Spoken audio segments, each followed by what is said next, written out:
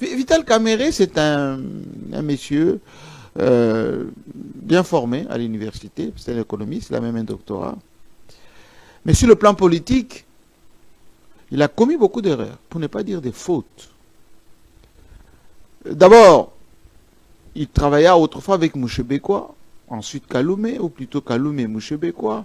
Ensuite, quand Mouzé arrive, il a été avec les Katumba Mwanké, les Bouchab, autour de Joseph Kabila, et PPRD, parce qu'il fait partie des tout premiers secrétaires généraux de PPRD. Il a dirigé l'Assemblée nationale, il a été ministre de la communication, etc. Mais dans ses rapports avec ses mentors, ou les gens avec lesquels il travaille, il y a souvent ce qu'on appelle la duplicité. Il y a souvent ce qu'on appelle l'ambiguïté. Le manque de sincérité, hein, pour être clair. Oui, c'est-à-dire que il fait un peu ce qu'on appelle un malin et demi. Vous me faites confiance, moi je vous en fais, mais je garde quand même un pied dehors. Je garde quand même une petite marge pour savoir à quel moment je vais vous tacler. Vous l'avez rappelé tout à l'heure qu'avec Joseph Kabila, ils ont eu des différends. En réalité, ce n'était pas différent.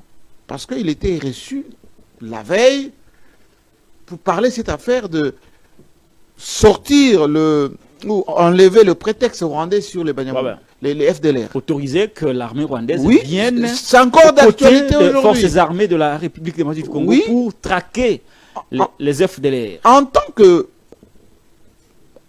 collaborateur direct de Joseph Kabila, président de l'Assemblée nationale, membre éminent du PPRD, donc au niveau du bureau politique, il n'y avait pas information qui échappait à Vital Kamerhe. Il était au courant. Il avait pris part à la réunion, selon certaines sources. Oui, mais parce qu'il voulait un positionnement, il a dit non, c'est une façon de m'extirper ou de me positionner.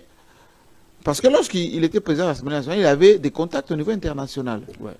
Donc il rêvait déjà de remplacer Joseph Kabila en son temps-là. Il avait même accordé une interview à mon ami François Soudan. J'étais dans le cœur de cette affaire parce que François, un ami, il est venu m'en en parler avant que ça soit publié.